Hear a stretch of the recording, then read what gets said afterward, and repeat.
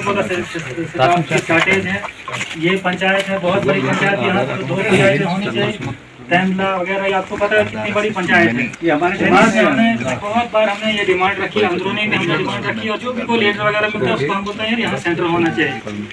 इतनी बड़ी पंचायत है, यहाँ कोई सेंटर नहीं है। हाँ, इस वक्त ये मनोई के साथ, मनोई में जो सेंटर है हमारे पास उसके साथ अटैच है, लेकिन वहाँ एक अटैच है, उसको भी आजकल पीएम किसान, प्रधानमंत्री किसान सम्मान निधि स्कीम है, वो आज चल रही है, जिसमें 6000 साल का फार्मर्स को मिलता है। और जो इसमें कवर नहीं हुआ है वो अपनी जमाबंदी और अपनी वो क्या कहते हैं इनकम सर्टिफिकेट लगा के वो काम कर सकता है, जो भी पेंडिंग करा है। इसमें नहीं, उसमें कुछ डेथ सर्टिफिकेट का भी हमने रखा है। डेथ सर्टिफिकेट जनाब, अगर जैसे आपका पहले चल रहा है, किसी फर्ज करो किसी का पहले चल रहा है, उनकी डेथ तो अब उनके बेटे ने आगे चलाना तो उनका डेथ सर्टिफिकेट उनका चल ही नहीं रहा, जिनका नायब सिरे से उसमें डेथ सर्टिफिकेट की जरूरत नहीं है।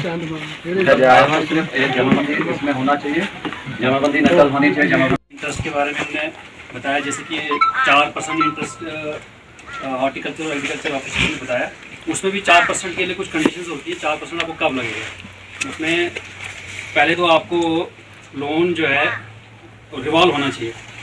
मतलब जैसे कि अगर आपकी शॉर्ट ड्यूरेशन क्रॉप है तो आपको साल में 2 बार आपको जो है पूरा लोन अमाउंट जो है रिवॉल्व करना है। मतलब एक दिन के लिए आपने एटलीस्ट उसको वापस करना है, क्योंकि वो पर्पज़ आपको लोन का ये है कि आपको किसी एग्रीकल्चर एक्टिविटी के लिए दिया गया है। जैसे मान लो किसान को अगर हम देंगे तो उसको फसल बोने के लिए दिया गया है, और फसल बोने के बाद जो फसल को बेचेगा उसका जो सारा उसका सेल है वो उसने शो करनी है कि मैंने ये बेचा।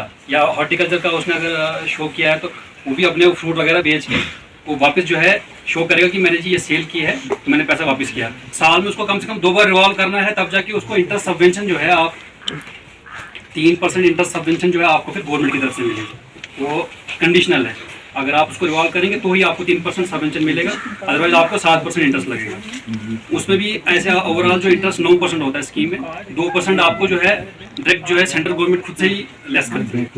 9 में से 2% सेंट्रल गवर्नमेंट आपको देती है हर कंडीशन में। उसके बाद जो 3% है वो फिर आपकी कंडीशन पे है कि आप उसको कैसे चला रहे हो। उसको अगर रिवॉल्व करोगे तो आपको 4% ही लगेगा, 3% आपको सेंट्रल गवर्नमेंट वापस दे देगी, और अदरवाइज नहीं तो 7% लगेगा। तो उसके अलावा जैसे वुमेन एंटरप्रेन्योर्स के लिए जो है स्कीम हमारे पास बड़ी सारी हैं। जैसे एक तेजस्विनी स्कीम है, उसमें आपको 5 लाख तक जो है असिस्टेंस मिलेगा टर्म लोन की शक्ल में।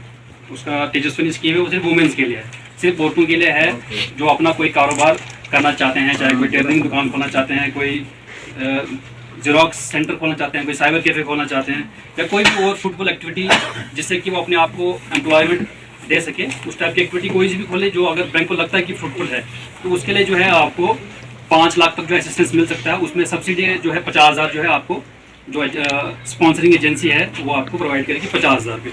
तो उसमें आपको 5 लाख रुपये लोन मिलेगा, 50,000 को गवर्नमेंट देगी। ये वुमेन्स के लिए सिर्फ औरतों के लिए है 5 लाख तक। उसके अलावा जैसे आपके पास स्कीम है मुमकिन स्कीम है, इसमें जो है आपको जो भी ट्रांसपोर्ट एक्टिविटी में जैसे कोई ड्राइवर्स वगैरह हैं अपनी गाड़ी अगर लेना चाहते हैं, उनको जो है इसमें 20% जो है आपकी जो टोटल लोन अमाउंट है, तो ये गाड़ी की कीमत जो है उसका 20% जो है आपको मतलब सब्सिडी मिल जाएगी। आपको 10% इसमें आपको डायरेक्ट जो है जो कंपनी आपको गाड़ी की कंपनी है वो आपको रिलैक्सेशन दे देगी, और 10% जो है आपको जो गवर्नमेंट एजेंसी है वो आपको छूट दे देगी। ओवरऑल आपको 80% जो है जो बचता है वो 80% जो है पूरा आपको बैंक फाइनेंस करेगा। खुद आपने जो है 1 रुपये भी नहीं लगाना है।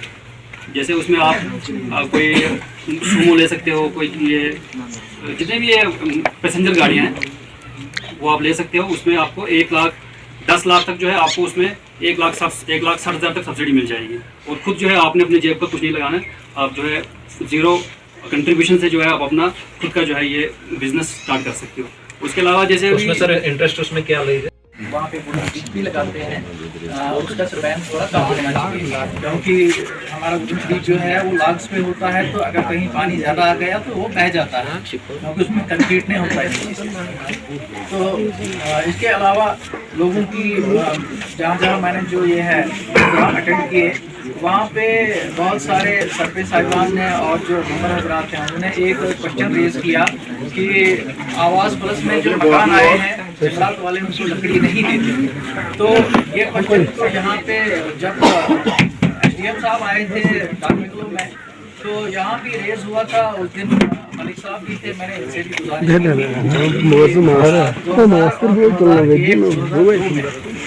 स्कूल में किचन शेड आए थे, स्कूल में किचन शेड आए थे। तो उसमें ऐसा हुआ था कि मतलब डिपार्टमेंट को डिपार्टमेंट पैसा ट्रांसफर हुआ था। किचन शेड के लिए एजुकेशन डिपार्टमेंट ने फॉरेस्ट डिपार्टमेंट को पैसा ट्रांसफर किया था और हमें सिर्फ एक ऑर्डर दिया गया था कि आपने फ्लावर स्कूल को जो है लकड़ी प्रोवाइड करनी है। तो ऐसा कोई प्रोविजन जो है वो ब्लॉक में नहीं रखा है। मैं फिर मलिक साहब को जो है ये याद दिलाना चाहता हूँ कि अगर ब्लॉक में ऐसा प्रोविजन रखा होता, आवास प्लस के जो मकान है, जो हाई वाई के मकान है, उनके लिए अगर ऐसा प्रोविजन रखा होता तो हम उनको लकड़ी प्रोवाइड करते, लेकिन ऐसा कोई भी प्रोविजन नहीं है। तो लकड़ी अब दूसरी बात यह है कि ये इससे हट के बात है, ये तो यहाँ तक तो हमारा जो था वो मतलब हमारे जो है वहाँ पे मैंने बयान किया।